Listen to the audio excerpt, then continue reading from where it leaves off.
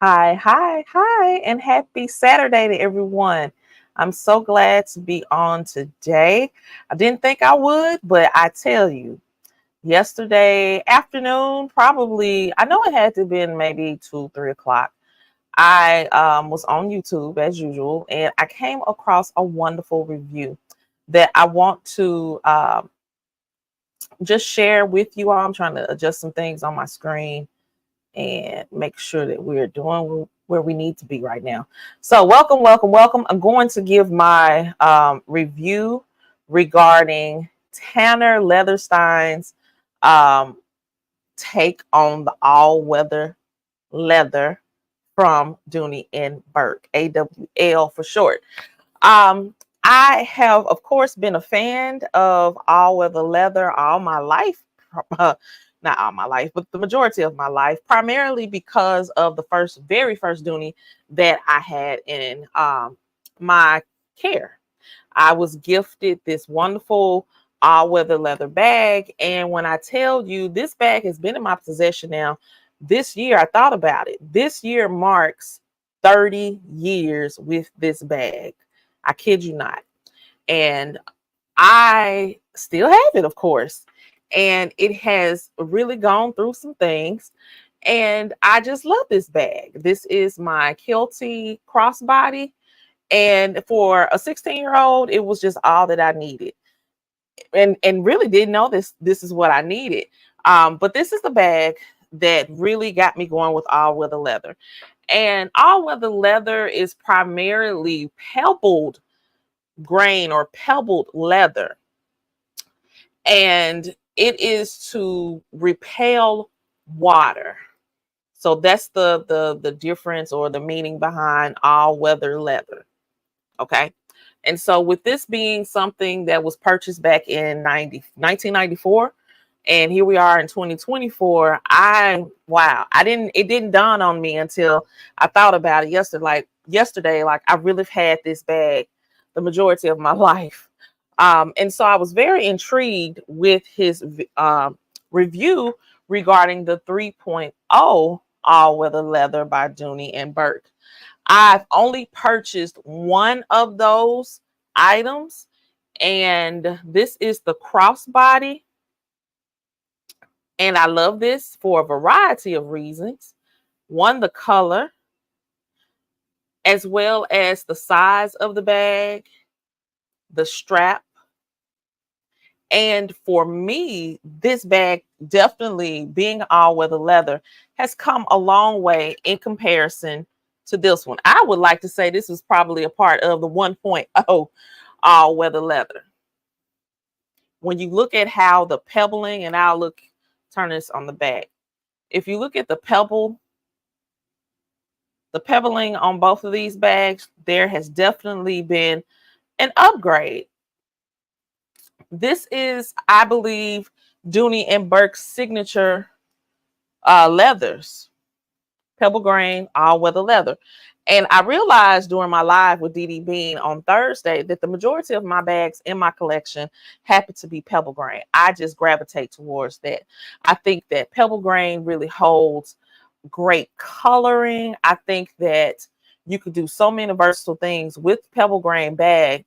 And because you can really go through a whole lot with that bag, and it's rarely going to truly just mess up, in my opinion.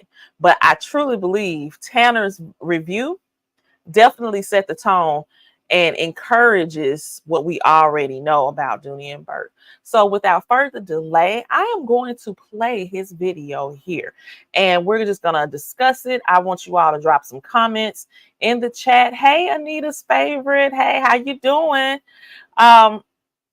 I really want to review this video with you all because I just believe that this is a wonderful review. And this is not the first time. If you know anything about Tanner Leatherstein, you know that he reviews luxury bags, anything dealing with leather. And it doesn't necessarily have to be solely luxury bags or handbags. He has a podcast where he talks about various leathers, whether it be in vehicles. He'll bring in guests, and then overall, his platform is that he um, deconstructs any of the bags that he purchases, or if it's gifted to him. I don't even know where they all come from. Anyway, he gets his hands on the bag and he does a very thorough review, a thorough review that I would never do because I don't want to deconstruct the bag. I just do not. I do not. I don't have it in my heart to do. But I look to him from time to time to just give that thorough, in-depth review about leathers, about the craftsmanship, about really, is it worth the money? So you all go ahead and make sure that you tune into his channel because I love it. I really do. I have shed a tear a couple of times, and it's not just with Dooney and Bourke, but just watching all of this happen. And I think even with one of his videos, he kind of encouraged me a little bit with Coach because I'm skeptical about Coach. But let's go ahead and dive into this video. Made with all-weather leather.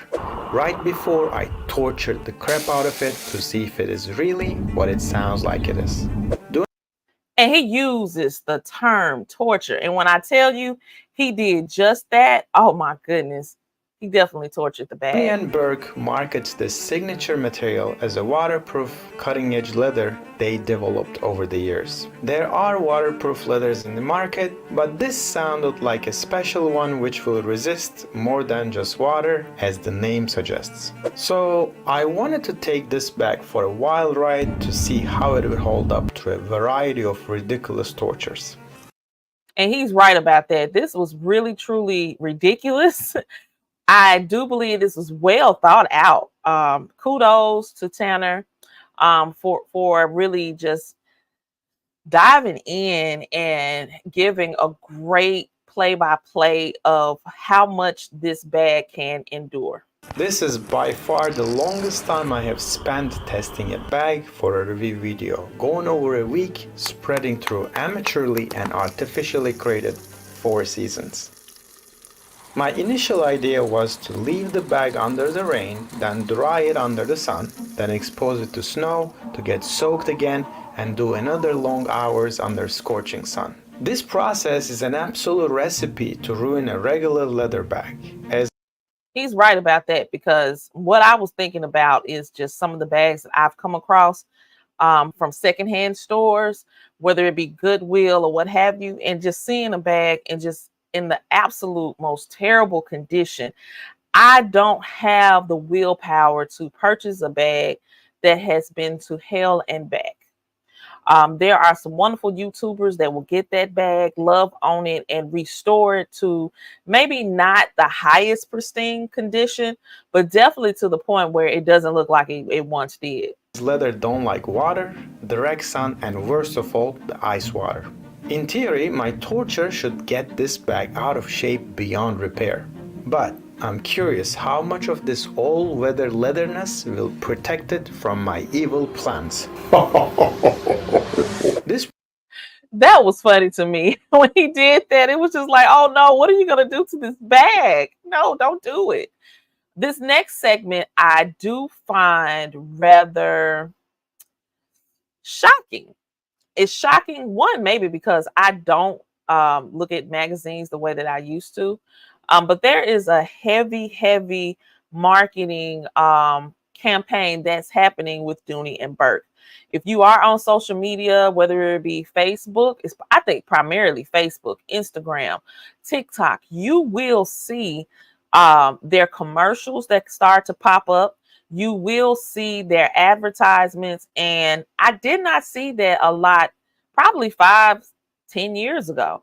And so I'm just loving how they are marketing. But to see what he's actually diving into next, let me just be quiet. Y'all watch it. Project made into my calendar as I was leafing through the Vogue magazine. I noticed a brand that is somewhat unusual in the first few pages of Vogue. Usually I see Louis Vuitton, Dior, Prada occupying these most expensive ad spaces. Dooney and Bourke was an outlier and got my attention.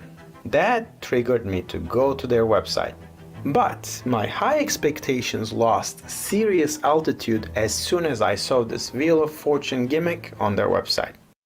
Look, y'all, I love Dooney. I think most of us do. But when I tell you I agree with him on this, I just can't stand this wheel. I think if I log in to my account, I don't need to see this wheel. I'm here. I don't need it. I don't need it. But I understand marketing. I truly do, because there's hundreds of thousands of people that have yet to explore Dooney and Burke. And if this is a way to gravitate them in, so be it. Maybe they should up the percentage. Maybe that is the basis of what you can offer. But this wheel is just like, okay, really? Really? Come on, from Vogue magazine to this? Let's give it a spin anyways. Damn it. For some reason, it's always 10% off. Yes. Unless you just really like to do the spinning of the wheel, yeah, it's pretty much gonna be that. I noticed this all-weather leather they talk about proudly and got this crossbody 22 made with it. Partially because it reminded me the Hermes Evelyn, a $4,000 bag that I wanted to review before but failed for various reasons in the past. Plus, this bag had an attractive price of $279, so I jumped into it to see if it is really as good as the brand brags about it. I received the bag a few days later and I was quite underimpressed with. Wait a minute. And I didn't notice that before. Let me go back just a smidge. Okay, here. I don't know who he ordered this bag from, but I have never received a Dooney and Burke box like this. Anybody in the chat can enlighten me about this, because I don't have a clue. This was just, I don't know. I really don't know. I need some verification. A few days later, and I was quite underimpressed with the plastic bag it came in with. We all are. We're not. I'm not happy with the presentation of my bag, my handbag, my expensive handbag, just wrapped up in plastic like that. I've seen Coach unboxings. I've seen Michael Kors unboxings. I can't recall others, but I've seen way better presentation of the packaging, just a whole lot better. QVC is the worst. They are the absolute worst. At one point, Dooney used to kind of cushion the bag in the box where it wouldn't move and do all of that. But yeah, I agree with him on that. Now, this next part is funny. A super cheap dust bag. You know, a lot of $50 Amazon bags we bought came with a lot better dust bags and packaging. I really do wish that they would convert from this particular dust bag to the linen one that they have. I think that one is just better on your bag. There's no potential. I think there's no potential for it to bleed onto your bag. Of course, Dooney will only put that bag, particular dust bag, with a handbag, according to, I guess, the dye or the leather or what have you. You can't put that dust bag cover on a patent leather. Believe me, I learned the hard way.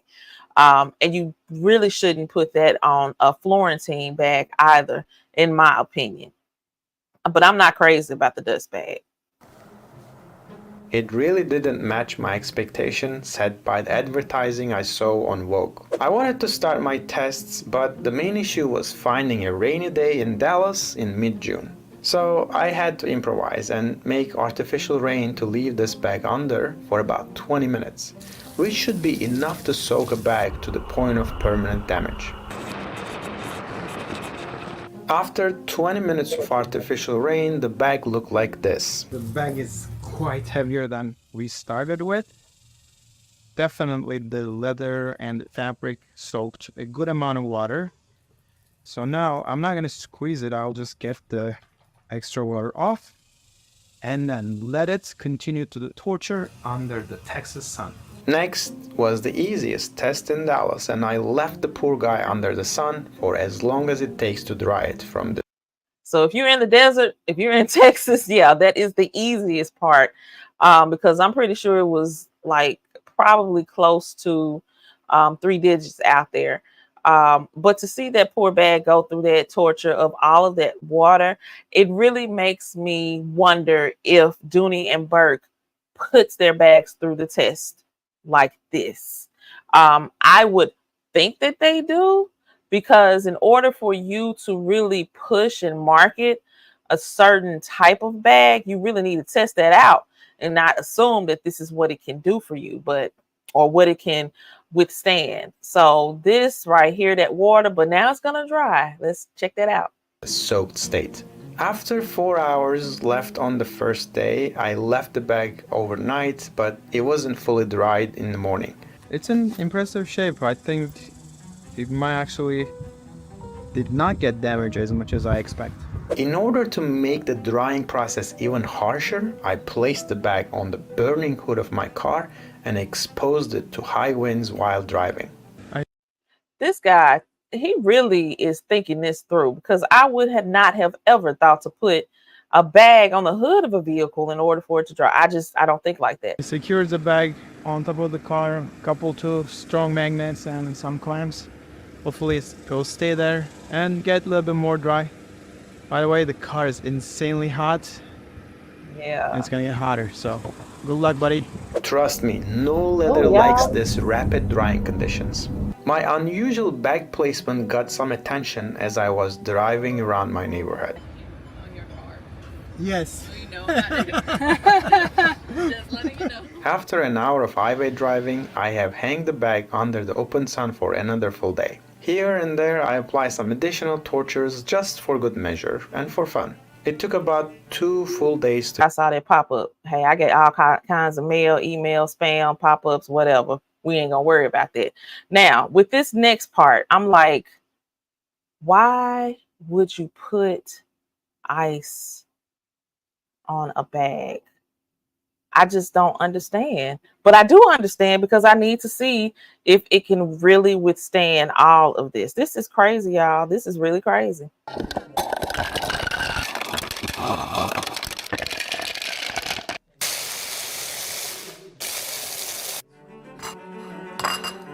I just want to eat the ice. I put a good amount of ice on the back panel of the bag and let it melt for about an hour. The ice water is worse than the rain on the leather because it is actually thinner and more penetrative, even if it's waterproofed. So if the rain didn't go deep enough in the leather, the melting ice will go as deep as possible to make an impact on this leather. Now most of the ice melt and soak the back panel. Then I left the bag under the sun one more time.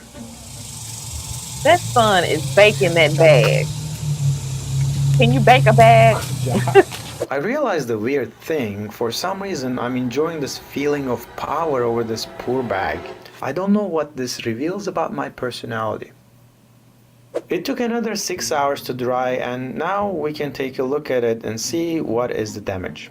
To my surprise, actually the main body, the blue leather part, which is the actual all-weather leather, held up pretty well. There is a slight deformation, but I fit so many heavy things inside when I was driving on top of the car. That's why it stretched, but the leather has same hand feel, same look. I'm really shocked that this color came back after all of that wetness, after all of that water. I'm really, really shocked that it came back. Same sheen, like matte gloss on it. The pebbling is the same. It's not overly dry and like tough, which a lot of leathers get after that much of soaking and sun drying. So this is insanely impressive actually how it held up. Now I'm actually curious, what is the secret behind this all-weather leather? What makes it held up this torture so I really want to know well? too. So that's where we are leading into the next part of this video. We're gonna dissect it, take a look at the backside of the leather, do a couple more tests. We'll try to explain how this leather does really well with that much water exposure. So the only bad looking part of the bag is the back panel, but it was actually like this in the beginning. Okay, I don't know if that bag was like that in the beginning, and I don't know really what he means, because hopefully when he pulled it out of the package, it did not look like that. I truly don't believe it looked like that. I do believe that after the first drenching of the water, that's when it started to take this form, but I don't believe he received that bag in that way. I know when he showed it in the front of the bag, it did not look like that. So I can only assume that it did not look like this, but hey. To my surprise, they cut this piece to the back panel, which is in the front face of the bag. This is a piece that needs to go to the trash. This is too loose part of the leather hide, which don't get cut normally into bags, especially to the visible areas. Let's get into it. Oh no. As we open the bag up, I see unclean interior parts, which is usually a typical sign of rushing workshops. That kind of explains me the price point a little bit. The bag on the outside looks good, made with great leathers, but in the internal details, they didn't have any time to clean the bag and they rushed through this process. So does that happen often?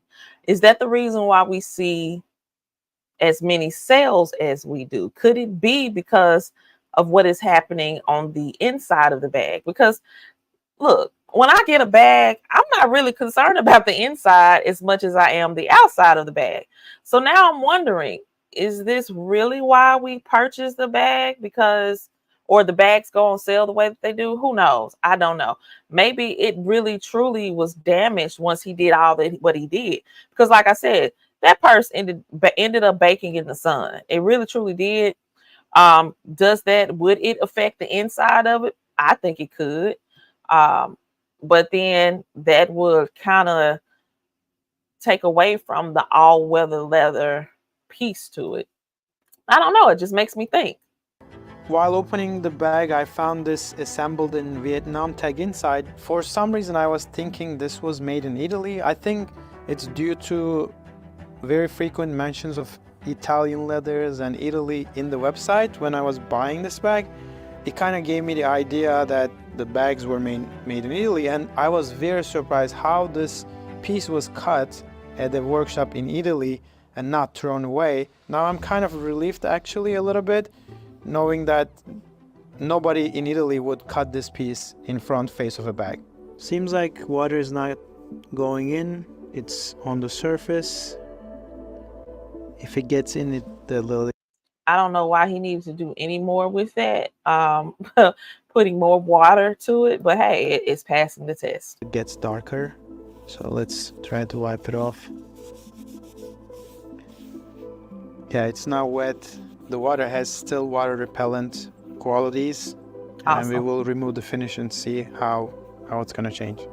I applied acetone to remove the finish, and it's surprisingly little amount of finish on top of it. I was expecting a little bit more to accomplish that water repellency, but the finish is very tasteful, very minimal to accomplish the all-weather proofness, plus still allowing us this nice touch and feel of the natural leather grain. I highly recommend that you go and watch other bags that he has dissected and destructed and all that kind of stuff, because when he puts that acetone to that, I have rarely seen the outcome such as with this. But he breaks it down. He lets you know the reasoning behind that, because it is important to see how much they're putting into keeping it, I guess, as closest to the leather versus all of the additional chemicals that you would add to get the outcome of the bag. Dooney and Bourke. Y'all, I started all over. Let's go back. Where we are leading into the next actually a little bit. It's definitely a special recipe in the tannery, which remove the finish, and it's surprisingly little amount of finish on top of it. I was expecting a little bit more to accomplish that water repellency, but the finish is very tasteful, very minimal to accomplish the all-weather proofness, plus still allowing us this nice touch and feel of the natural leather grain. I'm actually very surprised with the leather in front of us here. It's definitely a special recipe in the tannery, which takes a lot of experience and years to master, to make a leather this water durable, water repellent, yet still feel natural. Now I can see why they talk pop-ups happening. Hey, to everybody sending me all these text messages and stuff. I am very happy that he understood our love for Dooney and Burke, the pebble grain. I'm happy that he was able to really get down and understand that. Exceptionally beautiful leather, but it's not water resistant, so that got darkened and water stained out of all this torture.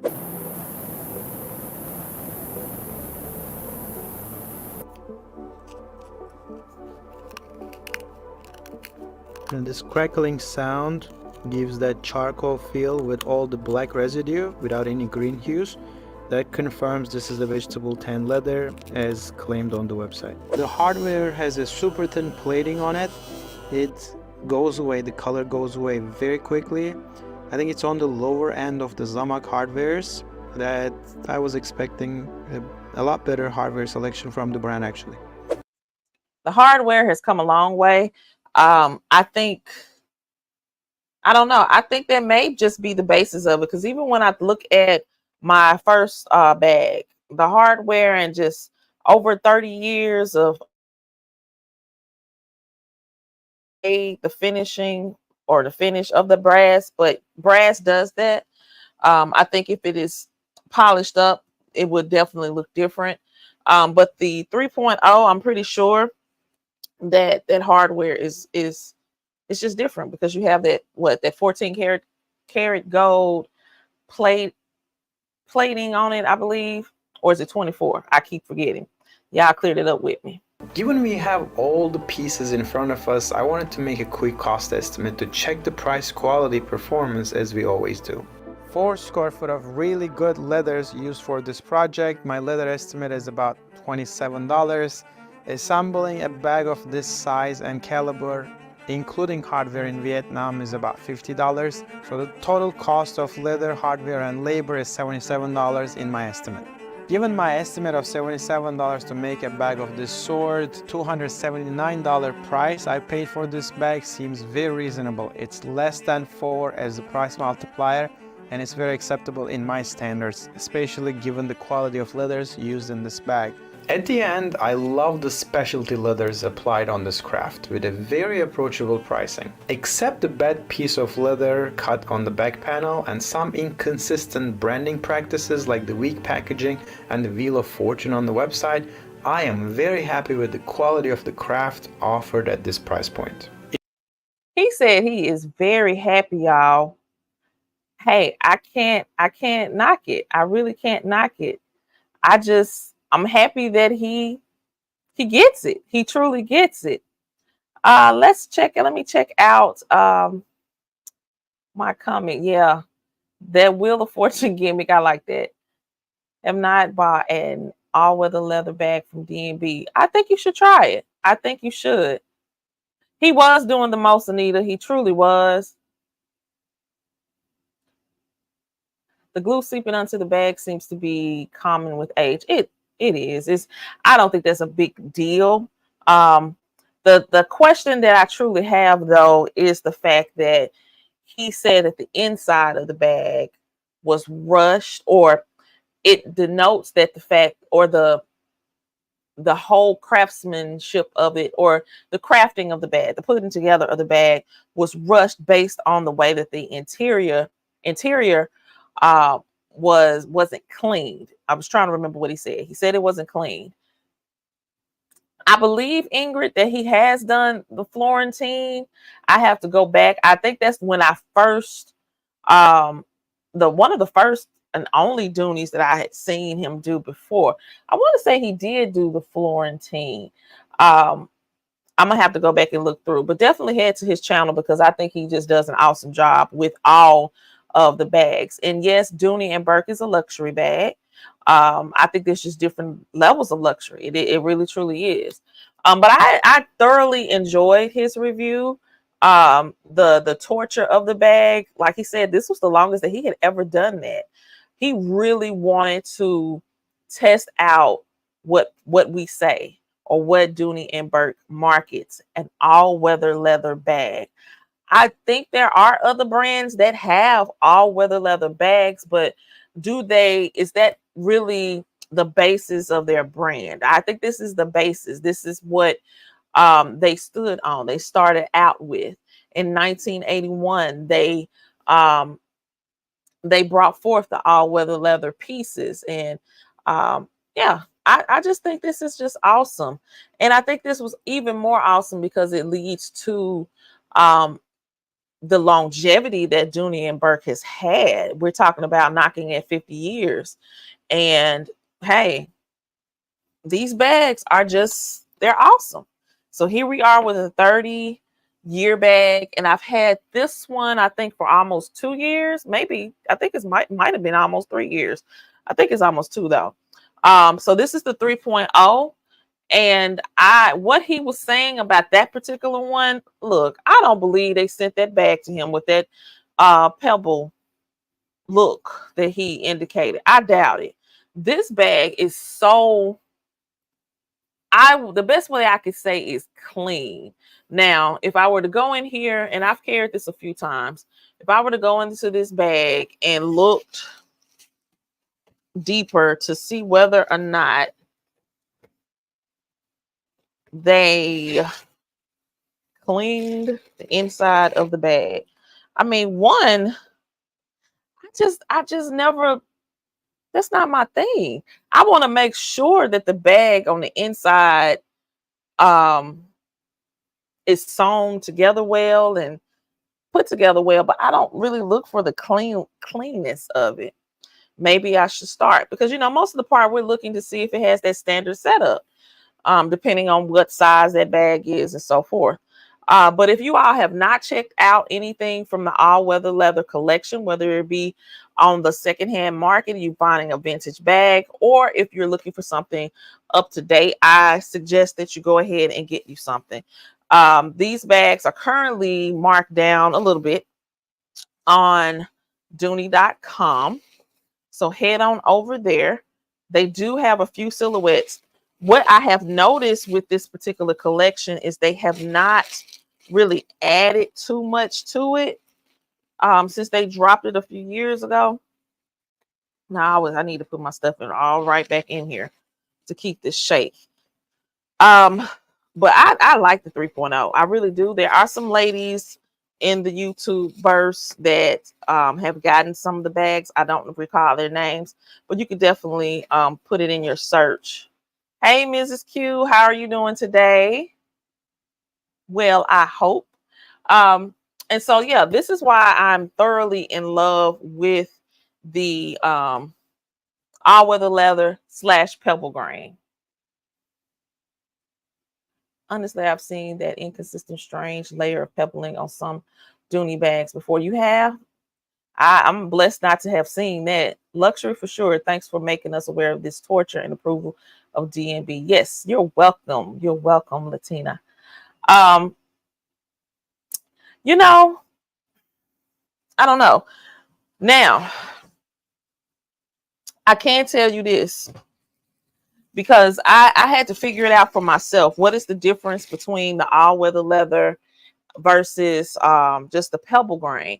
And there is a lot more smoothness, but I believe they're still going to be resistant to water. I really do believe that. I don't really see, I don't know, I don't really see the huge difference. Like this one, this particular pebble grain is more of the recent unboxing of sorts, I guess, of their pebble grain. This is a bag that I purchased probably 2 years ago as well. Probably. And this is a Halle saddle bag. But you can see, as far as that texture, and I'm bringing it as close to the camera as possible, you can see that texture here with the pebble or the all-weather leather versus that texture, the pebble grain here of that. It's a little bit softer. It's not as sturdy as this one. And even going back to my 30-year bag, but I really put in some time with this. It's really supple. It's not really stiff, like, of course, something that I have yet to carry, and just the way that pebble grain looks. And I pulled out some of my favorite Pebble Grain items because I just really love Pebble Grain. I cannot knock it. I love the way that color comes or is shown or comes out. Y'all know what I'm trying to say. So this is my side pocket double side pocket bag. I really wish I had multiple colors of this because I love how wide this bag is. And the way that red just comes with this. And then you could check out this Pebble. This one was one of the older Pebble Grains before they kind of updated it. And from what one fellow YouTuber shared, it's all about how many times they like allow it to tumble to really capture that pebble look. I don't know. I can listen to it and I can agree, but it may not be true. But this, I just love how colors come out. I keep saying come out. Just the result of the colors in the Pebble Grain. I just love that. And I probably should have brought all my yellow bags out here because I didn't realize what I was doing. I had to pull out this. This is a bag that's currently, this silhouette is on sale. This color is not available, but this is in mustard in the Pebble Grain. So this was like the Pebble Grain of 2020 when they released this particular silhouette. And then this Pebble Grain, which is still the same color, it looks the same.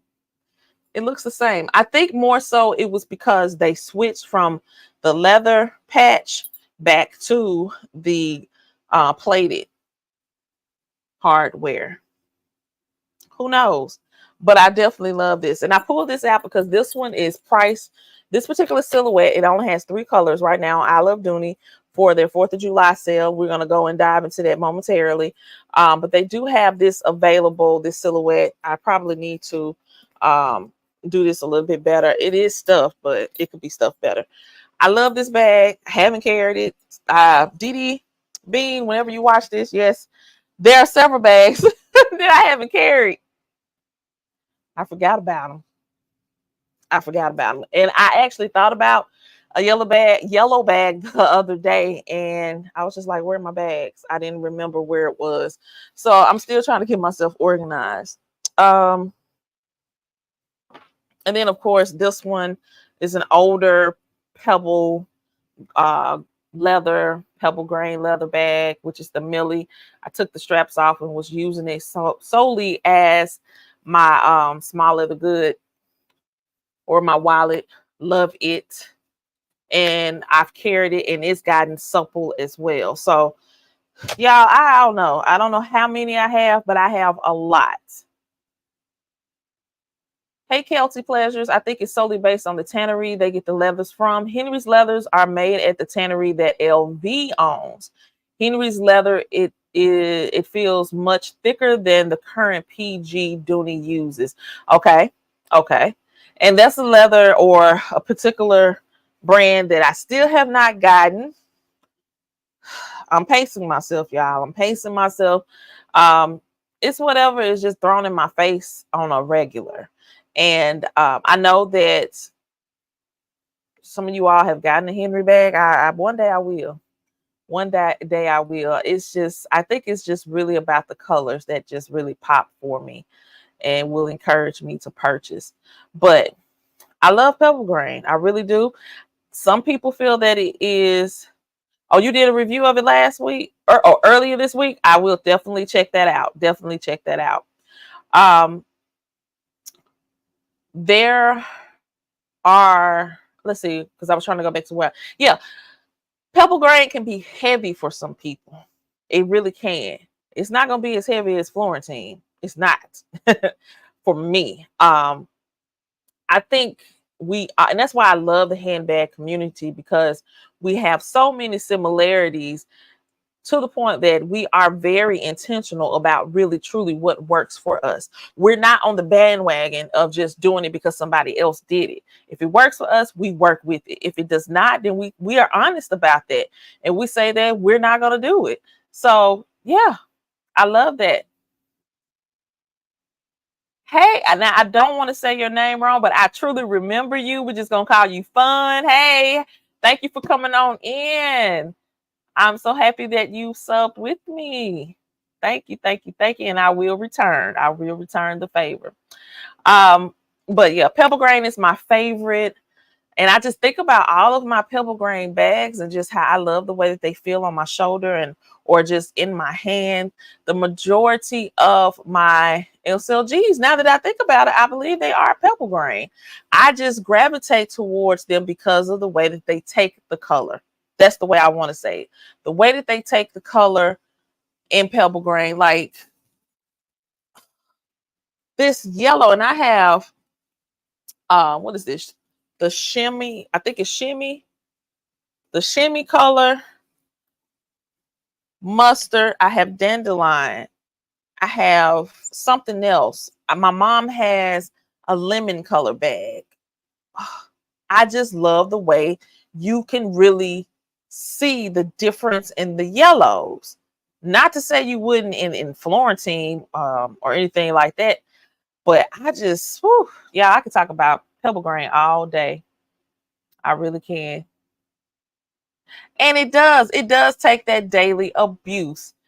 Look now, the great comparison that I have is this all weather leather bag.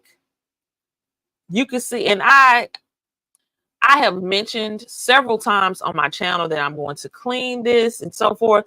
But I actually just love looking at the many years that this bag has endured everything. Look at the little tassels, not knowing that here now we're dealing with, I don't think I have anything out here with bigger size tassels. Um, I just, and just looking at how it patinaed over time, looking at the strap, looking at the brass hardware. This is some straight up hardware. Like, oh my goodness. And even with this has some significant wear where it has dented. I don't know what I did, but hey, it's just beautiful. Look at the duck.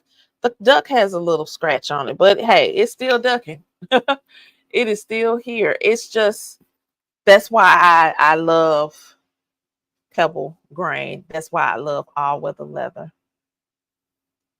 What vintage bag are you searching for, Latina? Yeah, are you searching for something? Oh, you're not saying you're asking. Okay, let's see. Um,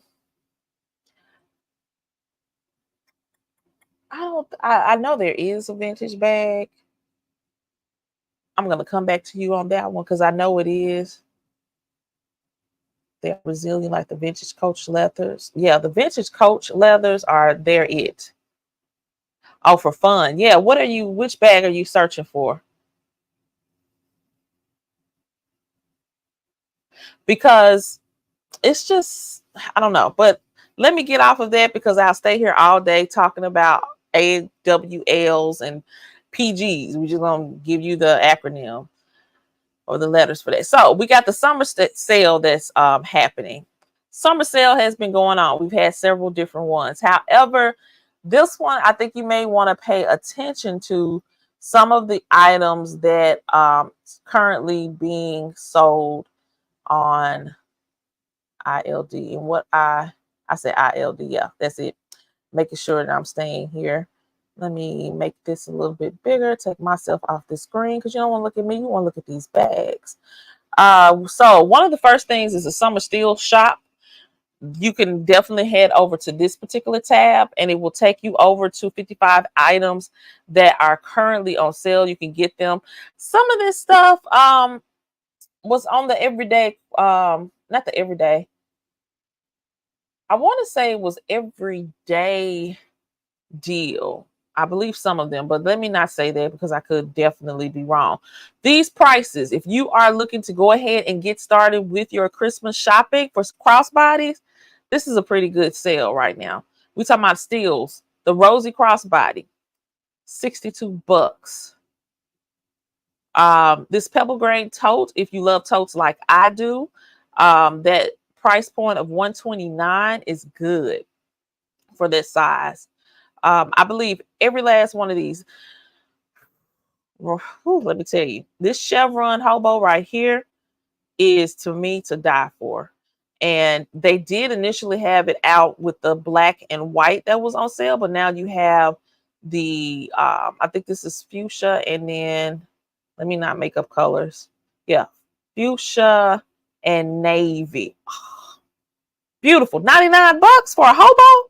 Y'all, that hobo size is nice and roomy when you turn it to the side and you get that triangular shape. And it's just that strap. I love that thin strap. You all, this is, look at all these pop-ups. Now, he didn't even go to I Love Dooney. But yeah, that bag is priced at $99. That's definitely a steal. Regularly priced at $298, so you saving over $200. The Greta tote is a good deal for $105. The Wayfarer drawstring, when I tell you $99, if you missed that bag being priced at $99 last year, it was the bag of the month during the summer. I think it was last June. You definitely can still get this bag. It doesn't have those beautiful colors like the Kelly green, the yellow, and I think it was just hot pink or pink. But you do still have some cute colors. You have the red. You have, I believe this, is this the khaki? Let me go into, no, taupe, red, and the navy.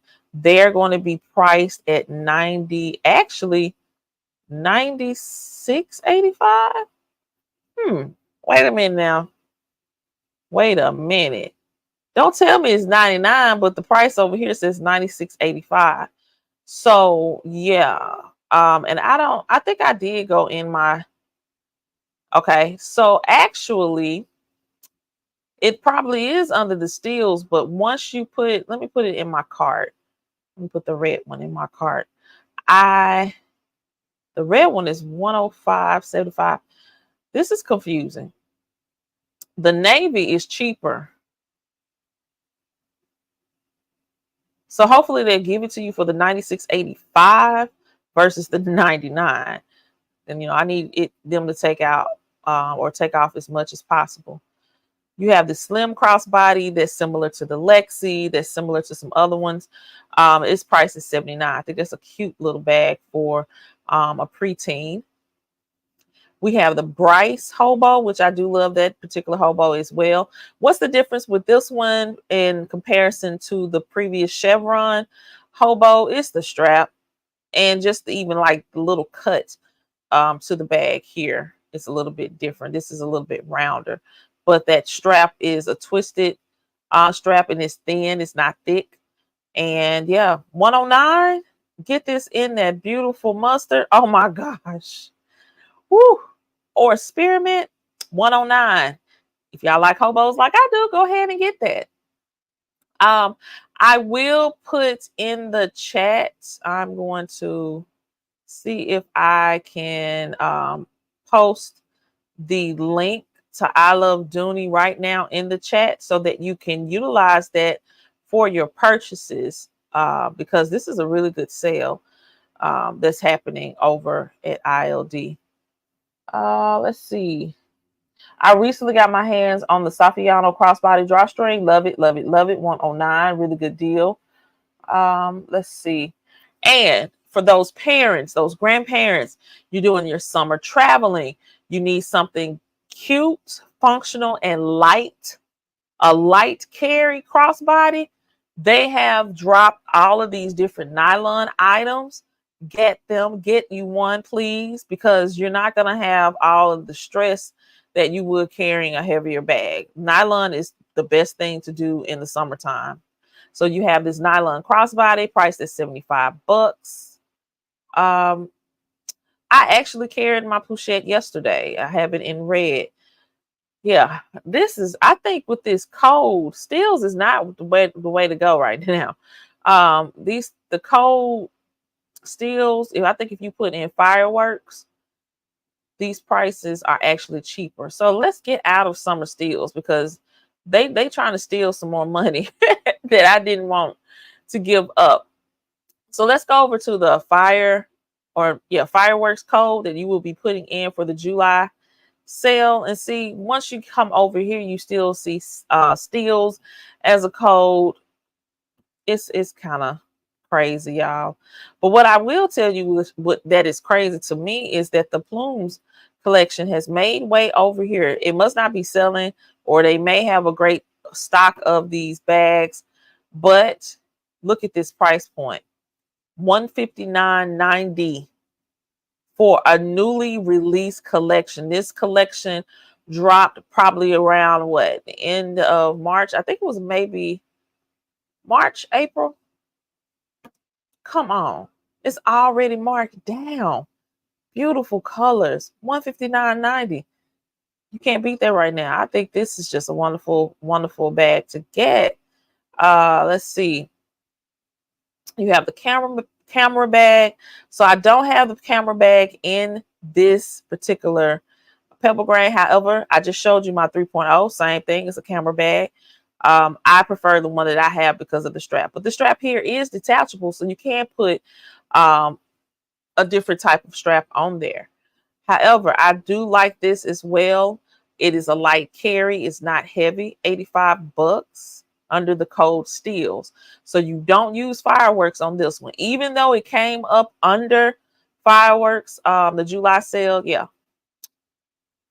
So many items to choose from. But I did put my link, my affiliate link for you to shop through.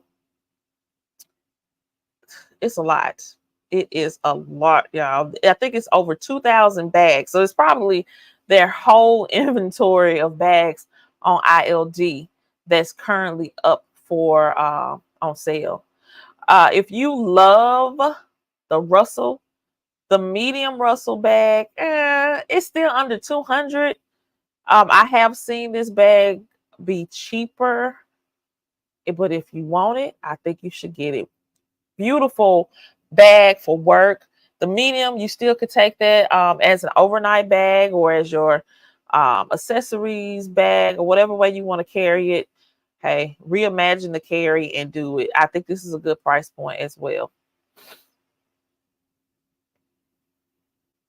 Let me go to my comment section. All right. I'm going to come back to you, Fun, and answer this particular question. Yeah, I'm going to come back to you on that one.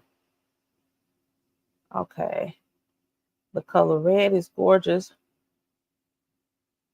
You've seen DB on shopping networks. What do you think of those? And are they the same as the retail Dooney bags? Oh, yeah, we got to, before I continue with this, with everything, I think I need to address your questions. I wish the strap on Bryce was on that. Oh, Chevron Hobo. I really don't like that strap. I love the Chevron Hobo strap, but that Bryce, it did do something to me. It really did. That particular strap. I agree. I would love to see it on there too, just to give you a variety. I'm very surprised the Plumes is on ILD already. Yes, I think they really need to sell their collection. A lot of people don't really gravitate towards Dooney.com for shopping because they really don't believe that sales happen, or if they're going to happen as frequent as others or as ILD. Really, to just to be honest, a lot of people don't go there, so they're trying to really pull people in, but at the same time get this inventory out, because I think there have been a lot of people to put it in their carts, but they probably haven't purchased because they're waiting for this particular sale. So that's just my thought process. I could be totally wrong with that, but I think that's probably what they were going with. So let me go back to Fun and answer your questions. What do I want to see? Let me go back to that. What do I want to see DB do in the future? I'm trying to go back to your exact question. I believe that's what you were referring to. Yes. What would I like to see from DB in the future? I think they're already starting to do it, and that's to drop some really colorful, artistic pieces from the Art Deco to the Plumes. I just love the colors. I love seeing the variety in that. One thing that I know that's not going to happen, because I've been watching different houses, luxury brands, and their fashion shows, and I saw Coach. I'm not a Coach hater, y'all. I'm really, really not. But what they're doing, I wish Dooney would do their own fashion show of sorts. Bring out, let everybody know, hey, we do have shoes. We do have various items. Um, I think it could be done in such an eclectic way that it would definitely gravitate people to the brand. Um, but I really truly would love them to bring back some of their iconic pieces for their 50th. I'm hoping that that's what they will do. And I think that a lot of people will come out and be like, really excited about the emergence of those particular items. Some like the guitar strap. They bring that guitar strap back with even more colors and so forth. I'm going to find a third job to get every last one of them because that's an iconic piece that I think just really should have just stayed around for a long time, but it could have been, and I just missed it. Let's see. You've also been shopping and okay, so shopping networks. If you're talking about like QVC, the Home Shopping Network, is it HSN? I don't think they carry any Doonies anymore. I think they stopped a couple of years ago. And it was right after the pandemic started because I was looking for a bag on there. But however, QVC, they do have a strong partnership with Dooney and Burke. They will drop exclusives solely to QVC. That is an extremely legit site. Anything else I'm not knowledgeable about. I have seen some stuff overseas that was portrayed on YouTube. And once I called them out, that really just, they deleted that altogether. So I haven't seen them because I was like, that's not a Dooney. What are y'all talking about? Do they have a special factory that only cater to that particular culture of people that they just create those bags? I never knew that. But when I called them out, they just stopped. So anywho, QVC is the only one that I can think of off the top of my head. There may be some others. If you were to go on eBay, I Love Dooney does have their own site on the on eBay, so that's legit. Sometimes you'll see these wonderful sales on ILD.com, but then you'll go on over to eBay and it may be $5-10 cheaper. Go over there, free shipping, or whatever the way that they have it all marked up. So yeah, those are definitely legit. Let's see. You said you need some more pouches. Hey, can never have enough pouches. And Dooney is offering the free shipping now. Yes. Y'all, I hope they do not go up past 119 because back in the day it was cheaper than that. I mean, I think when I was getting my bags, it was $99. And I think at one point it was probably under that where you would get free shipping. But I really hope that they don't go past 119. Hopefully that's the cutoff. I heard Dooney boat shoes are not really nice and comfortable.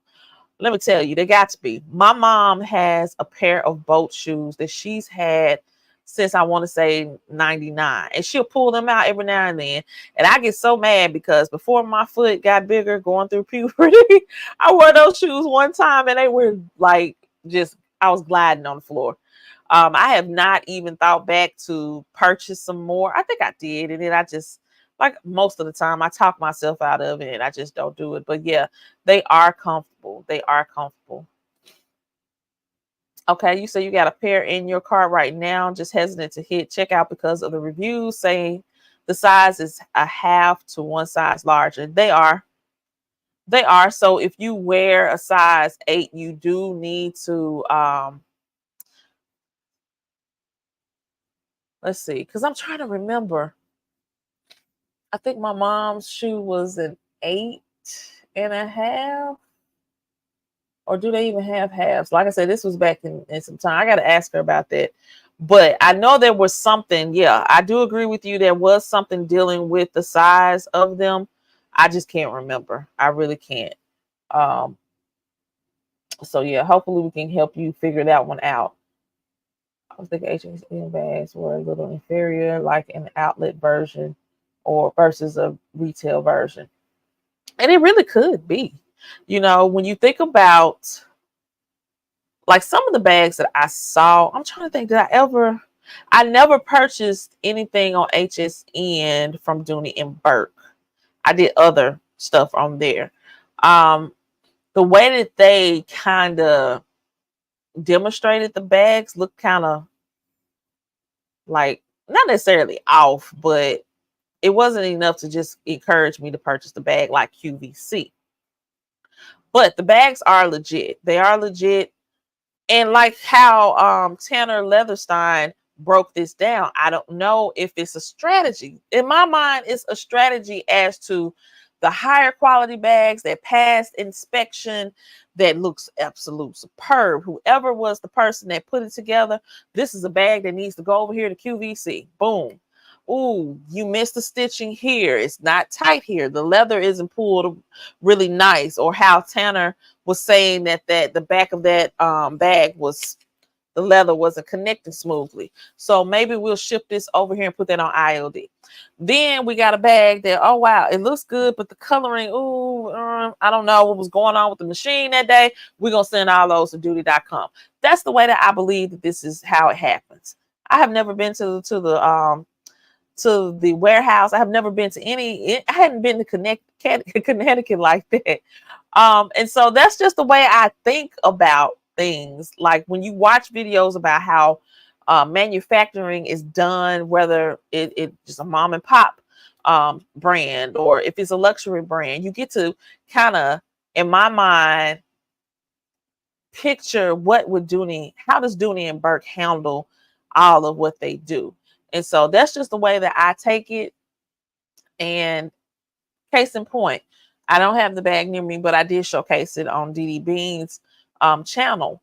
When initially the outlet stores, when they came about, outlet stores were primarily, and I remember the salesperson telling me at that moment that all the irregular bags were being sold at the outlet. So those that just, like I said, the stitching wasn't right, or something just did not come together in the crafting of the bag, the tag would be in there. So when they inspected the bag and it didn't pass the inspection fully, they would cut that tag, that Dooney and Burke tag, and I have it over here. They cut it and then they will sell it as is at the outlet store. Outlet stores don't do that anymore, from what I know. They have like the sample table. I don't know if they still cut the tags anymore, but it's just different now. Got to be in it. And I think everybody has a story when it comes down to how these bags are presented or sold, or what they've purchased as well. The Pebble Grain regatta ones in the blue. Okay, those are the shoes. It seems QVC gets some styles exclusive to them, and they do before they pop up on ILD or Dooney. Right now they have two new Florentine bags, the McKenzie and Denny. And then like I'm requesting in my mind that they bring back some old ones.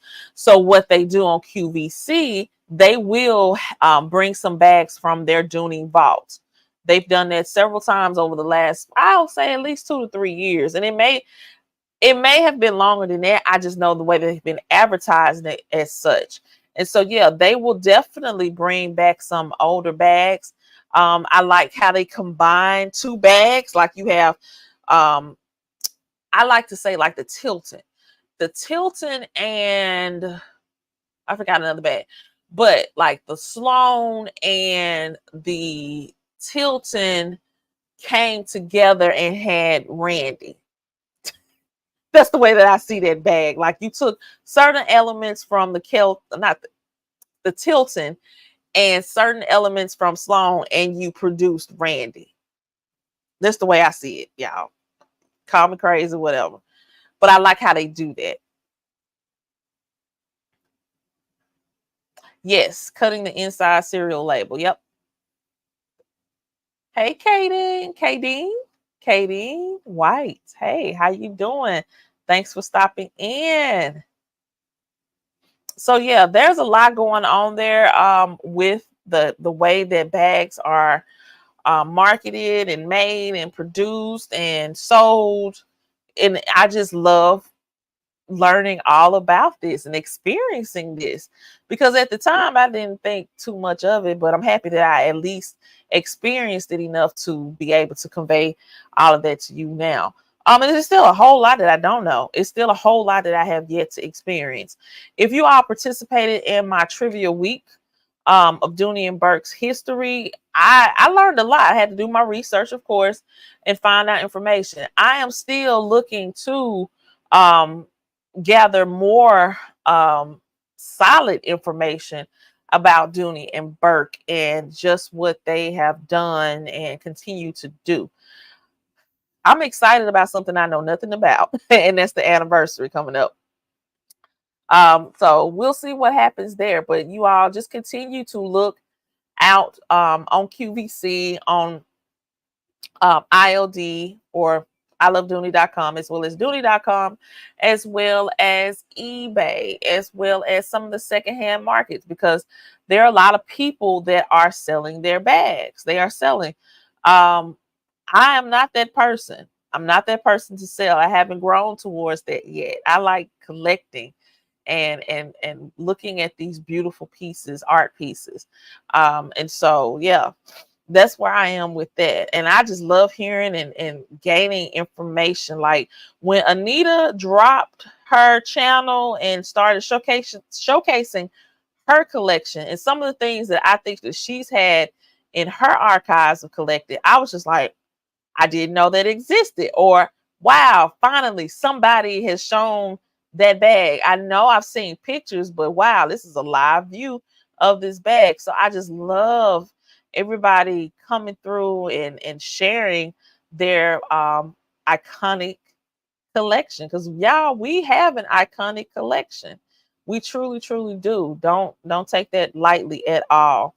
But if there's not any more questions for today, y'all, I have enjoyed this. Thank you, Tanner Leatherstein, for breaking down the truth of the matter of what we know about Dooney and Burke, all weather leather, pepper grain. We know this. Anita, if you're able to drop your link, let me see, to your channel,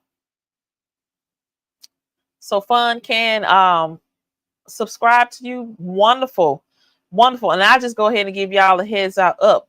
Because July is like after tomorrow, right? For July, Anita's favorites will be one of my special guests. I'm so excited about this.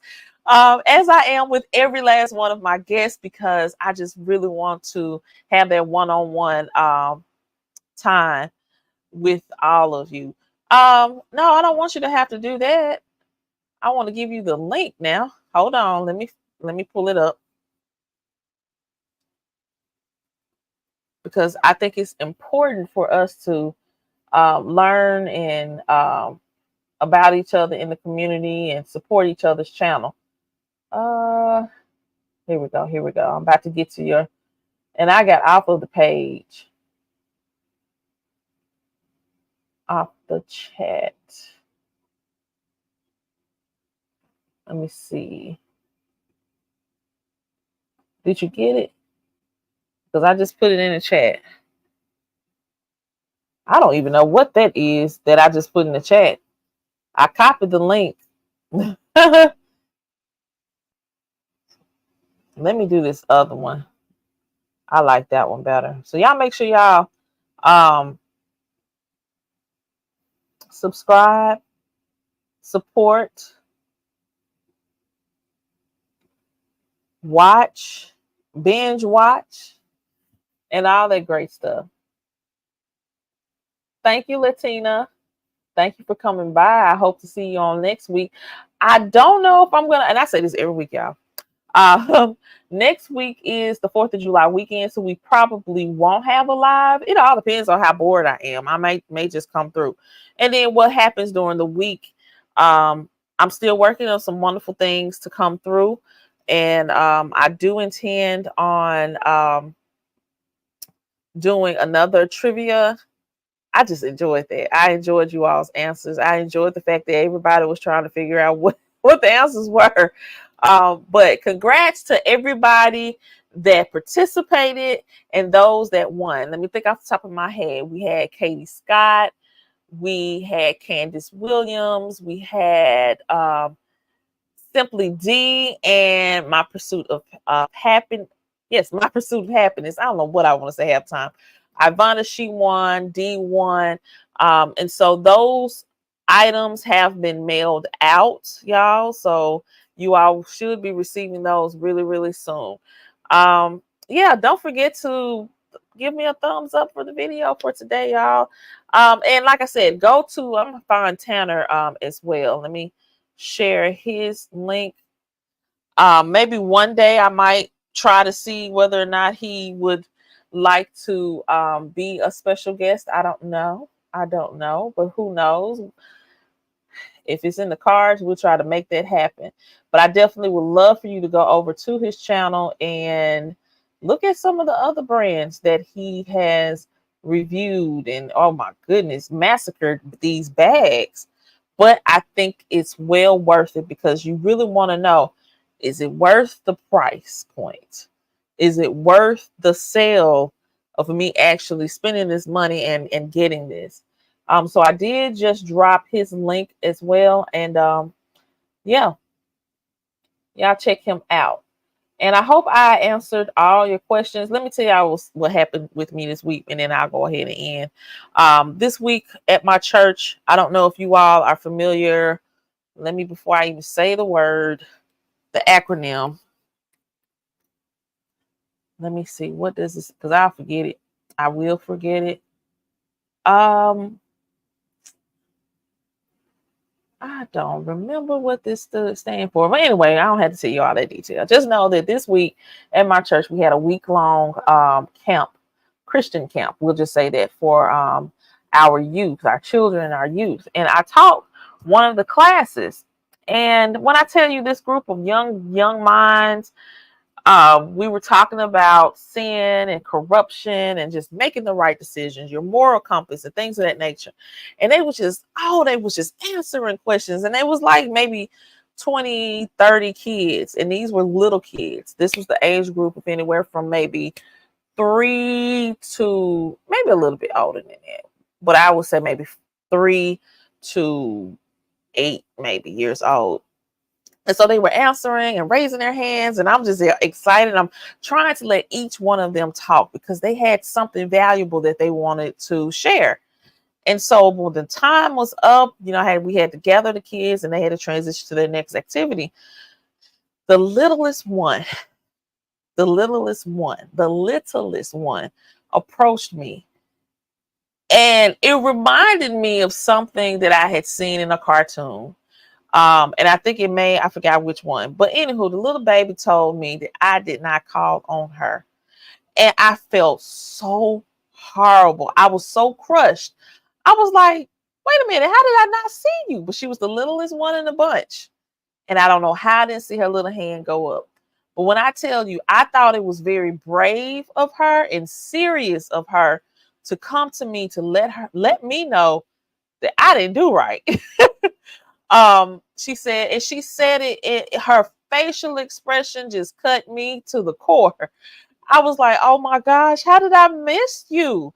And I ended up talking to her mom because I wanted to clear that up. It was some days later. I didn't think this little baby went and told her mama. She told her mama. I was like, oh my goodness, no. So I ended up giving her a happy on yesterday. And when I tell you, her face lit up. It went from that face that just cut me to the core to something that she was like, okay, I forgive you for overlooking me. Don't do that again next time or you're going to be buying me something else. But it was really, really, really sweet that she was brave to come and share that with me. And so I encourage you all to listen to the little babies and acknowledge them because they have something to say. And that baby really truly had something that she wanted to contribute to the discussion. And, you know, listen to your children, your grandchildren, your neighbor, your church member, whomever. Listen to them. They do have a voice. They do have something meaningful in regard to their experience. No matter the lens, they do have an experience that they must share. And we have to be actively involved in having empathy and compassion and listening to children and not just summing up their world to the way that we see it. We see it from an adult's lens. I often attempt to go back to my childhood and remember what was the lens that I saw everything in. And when I tell you the world was big, the world was safer, the world was loving. And now in this world as an adult, I don't see that. So I think the kids see it like that too. No, they see it from the child's lens. And so let them talk, let them share, embrace them, love them, apologize to them, let them know that you make mistakes too and that you're not perfect. Because I tell you, I worked really hard to make sure that that baby knew that, oh, I'm so sorry. I did not intentionally do that to you. That was not my goal at all. I wanted to reach every child and allow them to be who they are and speak up for themselves. That baby comes, I think she's coming from really great foundation to come up to a total stranger. One, she didn't know me from a can of paint, but she said, and she was very polite with it. She said, I raised my hand, but you didn't call on me. I'll never forget that. I will never forget it. But like I said, she was brave and she was intentional. She was like, I'm going to let you know about yourself. Don't do that again. And so, yeah, listen to your children, listen to them, let them share, and you can learn a whole lot. That's why I wanted those kids to talk. I was like, okay, cool. Let me not give them the spiel that I was going to give them. Let me see what their idea of things is. And it was pretty cool, pretty cool. So that's my last little thing. Yeah, I think it did. But I tell you, when I made sure that I cleaned that up, and I didn't want her to think that I was a liar either, because I told her I was going to bring her something. And the other funny thing is, she saw the bag in my hand. I said, do you remember me? Because we never exchanged well, I didn't really exchange names with her. And I didn't even know the little girl's name. But I asked her, I said, do you remember me? Was I supposed to do something for you today? And she told me. I said, oh my goodness, look at this little thing. Look at her. So she's going to be my new best friend, y'all. She's going to be my new best friend. But you all have a wonderful, wonderful day. Stay out that heat. I can't express to you all wherever you are. And I think across this country, it's hot everywhere. I mean, whew. And if it's raining, I pray that it's no storms, no dangerous storms in your way. Physically, no dangerous storms or no spiritual storms that you're going through at all. I pray that all is well with each and every last one of you all. If you believe in the same God as I do, great. If you don't, still great. I'm still praying for you. But y'all have a wonderful, wonderful day. And I will see you all soon. Maybe in one of my impromptu lives this week. Y'all take care. Bye.